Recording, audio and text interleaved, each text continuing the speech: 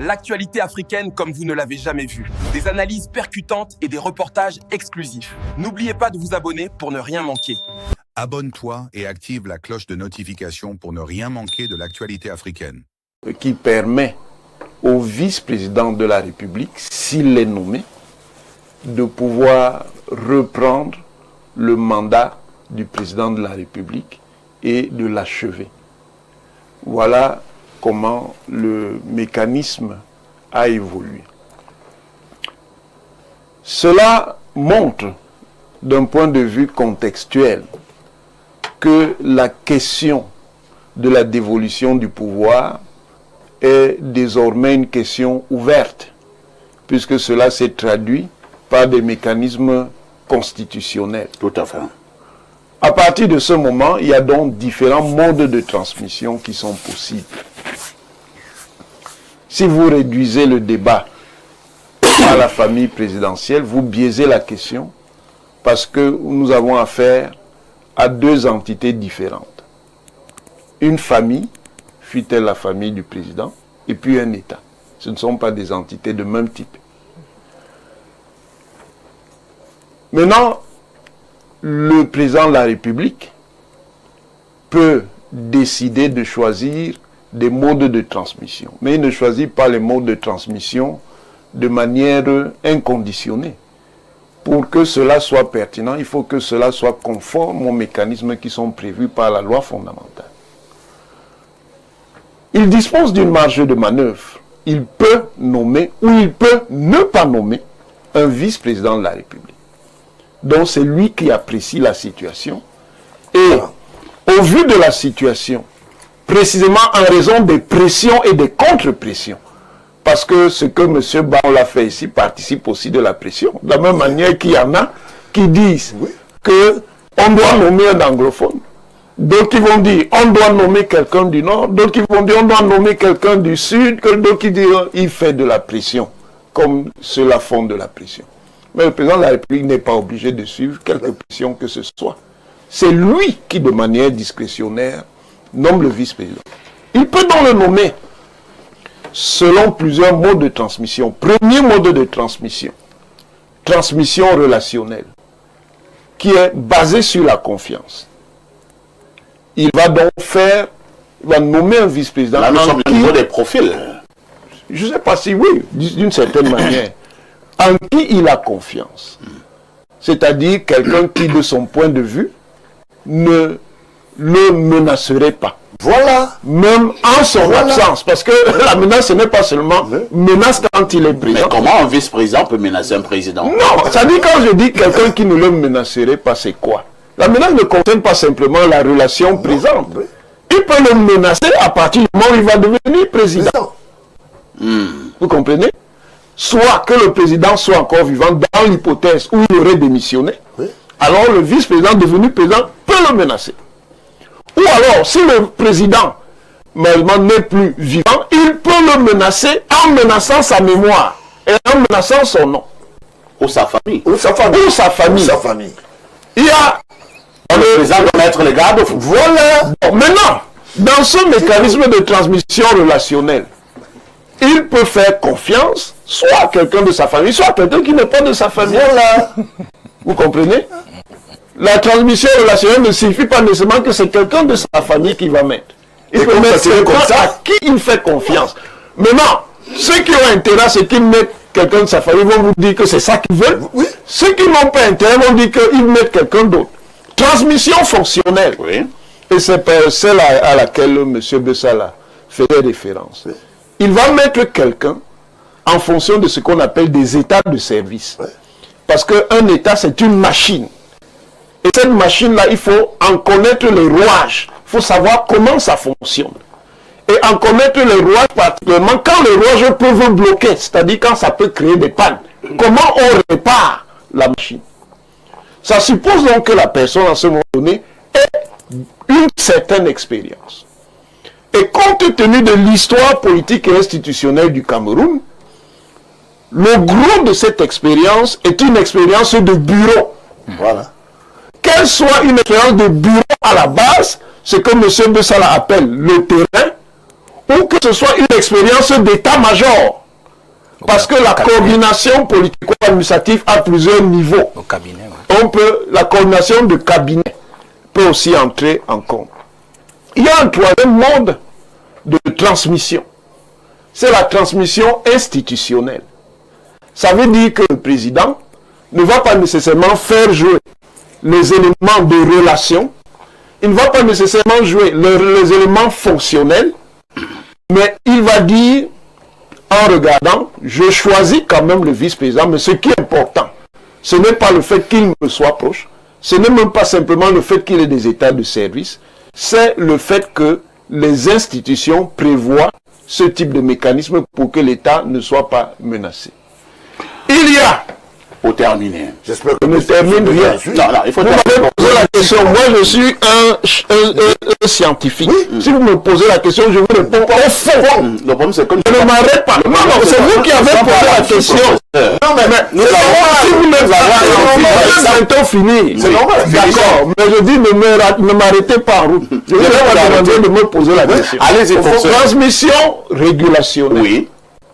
Même si le choix est le choix d'un homme de confiance, même si le choix se fait sur la base des états de service, même si le choix est évidemment commandé par une mécanique institutionnelle, le choix doit correspondre à quelqu'un qui a une certaine qualité. Et des qualités qu'exige ce type de situation. Et là, je dis clairement que ce choix-là, quel qu'il soit, c'est le choix de quelqu'un qui a une très haute élévation d'esprit. Si ce vice-président en situation n'a pas une haute élévation d'esprit, ça peut devenir un vrai problème. Qu'est-ce que j'appelle élévation d'esprit? C'est un certain sens de la vertu. Une hauteur qui fait qu'il n'est pas rancunier pour attaquer tel ou tel, que ce soit des individus ou des groupes ou des communautés. Un sens élevé de la justice, c'est-à-dire savoir qu'il est dans un pays complexe, un pays multicommunautaire, un pays multinational, qui a deux types de régulation, qui a une régulation d'État, mais qui a aussi une régulation de société. Ça dit que l'État c'est une chose, mais l'État n'est pas tout le pays. C'est pour ça qu'on disait tout à l'heure en termes de responsabilité que vous ne pouvez pas attribuer tout à l'État et à son chef. Il y a le pays qui est le socle sociologique sur lequel l'État se construit. Je finis. Et c'est le plus important, monsieur Haïssi. Oui. C'est la transmission civilisationnelle. Ça veut dire qu'on ne se contente pas de nommer un vice-président. Derrière, il y a un programme pour stabiliser le pays, mais pas simplement le stabiliser pour des raisons politiques, mais le stabiliser aussi avec une vision de transformation positive de la société. Ça veut dire que ça doit s'accompagner politiquement d'un certain nombre de réformes pour permettre précisément que, quelles que soient les difficultés, les problèmes que le Cameroun avance, que le Cameroun puisse mieux tirer parti de ses capacités, de ses compétences, pour que le pays se transforme. Parce que la situation impose un certain nombre de restructurations et de réformes. J'en ai terminé. On dira merci au professeur pour cette typologie que de la transmission sont bonnes. De pouvoir concernant le vice-président à venir au Cameroun. On a l'impression que ce n'est pas chose aisée pour le chef de l'État. Et voilà pourquoi je pose la question à Fadima Tou, qui est du RDPC. Avec cette typologie, la tête du chef de l'État n'est pas du tout au repos, avec toutes ces pressions, je le disais tout à l'heure, communautaires, régionales, pression au niveau des langues. Pression des lobbies, pression des lobbies, peut-être même pression venant de l'international, voilà, ainsi de suite. Nationaux. Que devrait faire le chef de l'État? Nous pensons que si le Cameroun, ou bien le peuple camerounais a fait confiance à l'homme Paul Biya, il sait exactement pourquoi il l'a fait. Parce que c'était l'unique profil capable d'amener le Cameroun vers des sentiers plus stables et sécurisés. Et lorsque nous prenons appui sur son discours d'investiture, dans lequel il annonçait les réformes, nous comprenons justement exactement où le président voudrait nous amener.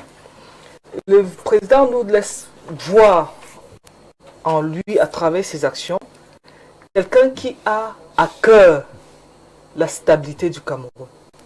Parce que les réformes, c'est vrai que oui, on s'était hâté, a dit oui, gouvernement, gouvernement. Lorsque les choses sont en train de se dessiner, vous comprenez qu'il est en train de mettre des jalons.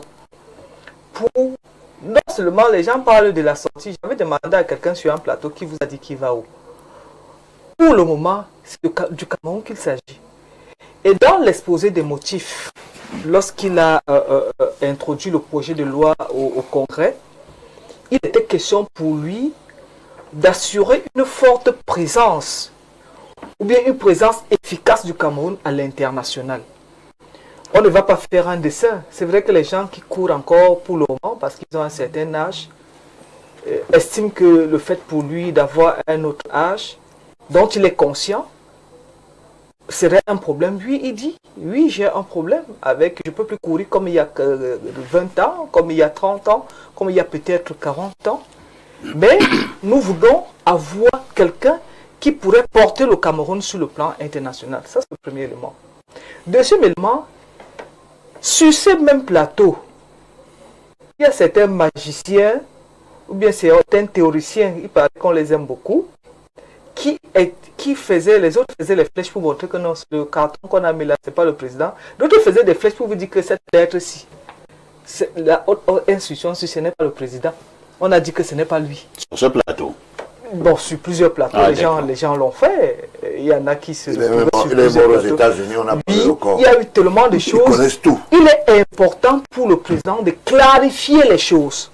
Et je crois que cette clarification vient battre en brèche. Vous avez compris que vous vous rendez compte que depuis un moment, il y a plus ces problèmes des hautes institutions. Parce que les gens ont compris que le président est en train de baliser le terrain. Il est en train de consolider la sécurité de l'État ou bien la stabilité de l'État. C'est vrai que quand vous les écoutez en sublime, de manière subtile, ils auraient aimé qu'il y ait chaos pour qu'ils trouvent qu'ils se frayent leur chemin, mais ils sont fâchés parce que les choses sont en train d'aller vers la droite ligne. Le poste de vice Troisième élément, président, madame. La continuité de l'exécutif. Ouais. On chutera par là. Mais même sur vos plateaux, monsieur Parfait ici, lorsque feu président du Sénat était vivant, on dit non, c'est la même bande de grabattés, ils ne peuvent rien faire, ils vont voir ce qu'ils vont. Et ils ont l'art d'expliquer ça. Il disait que le président du Sénat, c'était un vide juridique. Celui qui va remplacer n'a même pas la poigne, il n'est même plus fatigué que l'autre. Et en même temps, rien n'est précis. Pour le poste du vice-président, on vous dit clairement que en cas de vacances de la présidente de la République, il continue, il y aura une continuité de l'exécutif. Donc, il finit le mandat. Il ne touche pas à la Constitution, il ne change pas de gouvernement et il peut être candidat.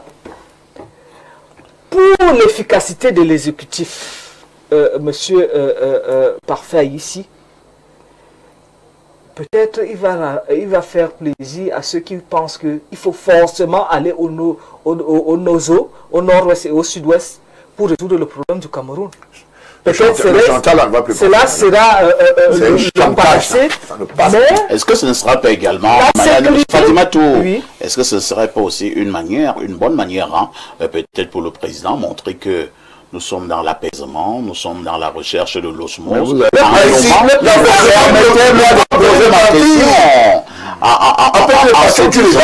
Il serait idéal que nous puissions nommer un ressortissant du nord-ouest et du sud.